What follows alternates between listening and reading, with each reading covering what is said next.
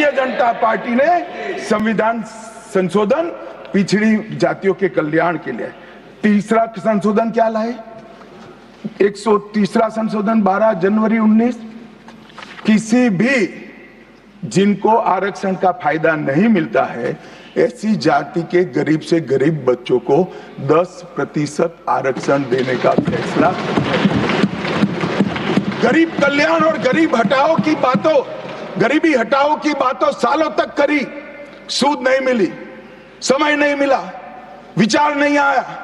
ये विचार नरेंद्र मोदी जी को आया और गरीबों को, बच्चों को 10% आरक्षण पूरे देश भर में मिला। मान्यवर 105वां संशोधन, ओबीसी की पहचान करने के लिए केंद्र के पास अधिकार थे। अब मैं बताना चाहता हूं, इतने बड़े विशाल देश में 140 करोड़ की जनसंख्या में पिछड़ी जातियों का पिछड़ापना क्या कोई एक केंद्र सरकार कर सकती है? फेडरल स्ट्रक्चर की बात करते हैं, मगर अब तक केंद्र सरकार के पास ही रहा था। नरेंद्र मोदी जी ने कहा इसके कारण पिछड़ा समाज को अन्याय होता है। आगे से ये संविधान संशोधन करने के बाद 10 अगस्त 2021 के बाद पिछड़ापन का निर्णय करने का अधिकार राज्य की सरकारों को देने का काम नरेंद्र मोदी। और मान्यवर सबसे अंतिम संशोधन में पांचवा कहना चाहता हूं, 106वां संशोधन, और मैं तो क्रम में बोला हूं, एक भी काटा नहीं।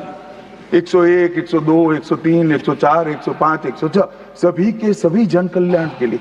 और छठा सम्मेलन संशोधन था 28 सितंबर 2023 को, मातृशक्ति को शक्ति प्रदान करने का, मातृशक्ति को 33% आरक्षण, नारी शक्ति वंदन अधिनियम।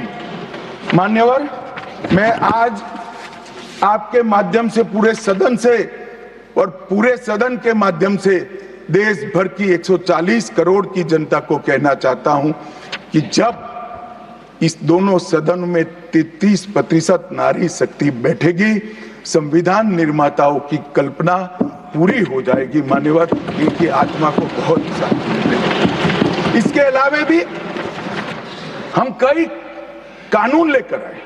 हम कानून लाए ट्रिपल तलाक को निरस्त करने का। अब ये कहते हैं आपकी वोट बैंक की राजनीति है। मान्यवर, सुप्रीम कोर्ट का कोई वोट बैंक होता है क्या? सुप्रीम कोर्ट तो चुनाव नहीं लड़ती है, जजों को चुनाव नहीं लड़ना है। ट्रिपल तलाक समाप्त करना चाहिए और साहबानों को मुआवजा देना चाहिए। दोनों जजमेंट सुप्रीम कोर्ट ने अलग अलग समय पर दिए थे, परंतु वोट बैंक की राजनीति हम नहीं कर रहे हैं। वोट बैंक की राजनीति कर कर मुस्लिम बहनों के साथ इतने साल अन्याय करने का काम एक कांग्रेस पार्टी ने किया। हमने तो ट्रिपल तलाक समाप्त कर कर मुस्लिम माताओं को, बहनों को अधिकार दिया। आपका कि भी अधिकार आपके पति जैसे हैं, मगर देखिए साहब, ट्रिपल तलाक समाप्त हो गया, अभी कोई नहीं कहता अच्छा हुआ। कैसे कहेगा? एक उदाहरण पड़ा है, हमारे आरिफ मोहम्मद खान बेचारे मंत्री थे, अच्छे खासे मंत्री थे, फर्राटे की अंग्रेजी बोलते थे, बहुत पढ़े लिखे व्यक्ति थे, फारसी के विद्वान, उर्दू के विद्वान, हिंदी तो मातृभाषा। अब उन्होंने कहा कि साहबानों को मुआवजा देना चाहिए। मंत्री पद भी गया, सांसद पद भी गया और बेचारे कई सालों तक संघर्ष करते। कौन बोलेगा? मान्यवर, इनका जो पद्धति है वोट बैंक की पॉलिटिक्स करने की पद्धति है। मान्यवर, 2020 में हम नई शिक्षा नीति लाए। पहली शिक्षा नीति आजादी के बाद आई है जिसका विरोध कम्युनिस्ट भी नहीं कर पाए। बाकी तो शिक्षा नीति आए और कम्युनिस्ट पार्टी विरोध न करे, ऐसा कभी हो सकता है? मुझे भी बड़ा आश्चर्य होगा कि प्रकृति बदल गई है या उनका सोच बदल गया है। खैर, जो भी हुआ, फिर मुझे किसी ने बताया कि आपने इतनी अच्छी शिक्षा नीति लाए हैं कि इसका विरोध करोगे तो लोग उनका विरोध करेंगे, इसलिए विरोध नहीं किया है। मान्यवर, जम्मू कश्मीर में आरक्षण देने का संशोधन विधेयक लाए और 3 नए आपराधिक कानून भी हम लेकर आए। हमारी क्रिमिनल जस्टिस सिस्टम के ये 3 कानून 160 साल बाद पहले अंग्रेजों ने बनाए थे, अंग्रेजों की पार्लियामेंट में बने थे। नरेंद्र मोदी जी ने,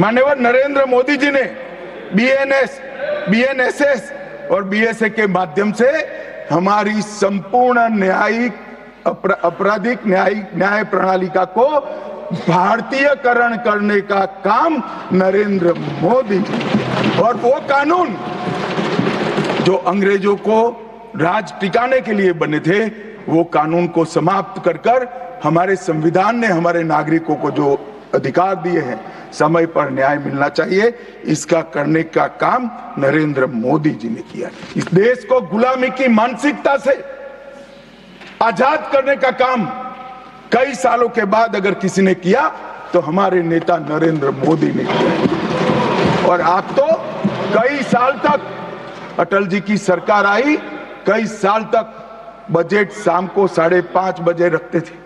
क्यों शाम को 5:30 बजे रखते थे? क्योंकि इंग्लैंड की रानी के घड़ी में उस वक्त 11 बजते थे।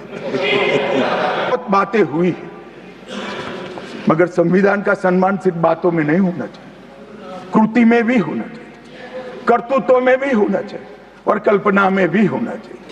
जब कृति में नहीं है, कर्तृत्व में नहीं है, तो कल्पना में आ ही नहीं सकता।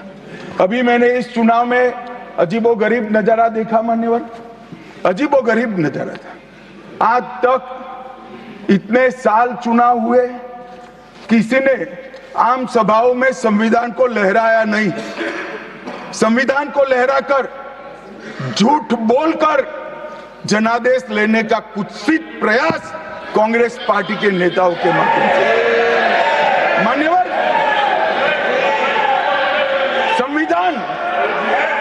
संविधान लहराने का मुद्दा नहीं है, संविधान बहकाने का मुद्दा नहीं है, संविधान विश्वास है, संविधान श्रद्धा है, संविधान को सम्मान करने का।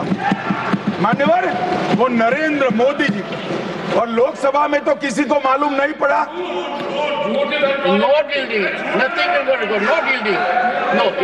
मान्यवर, लोकसभा में तो किसी को मालूम नहीं पड़ा, लोकसभा में तो किसी को मालूम नहीं पड़ा। जागरूकता थी।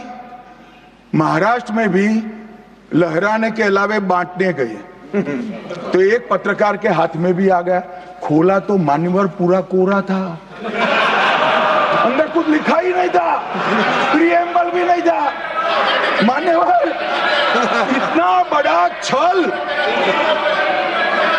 आपकी बात नहीं कर रहा मैं, ये तो पकड़े जाने के बाद तो सब लोग सुधर जाते हैं। The last hour. Anything can happen between the bells. But what happens during the last hour is what matters the most. The biggest market swings. A close-up look at what's driving them. And how the investors are reacting.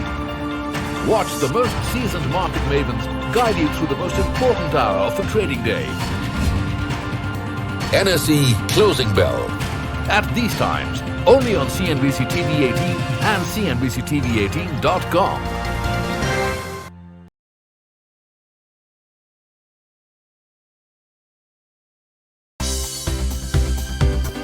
For more news and updates, all you need to do is follow CNBC TV 18 on all of our digital platforms.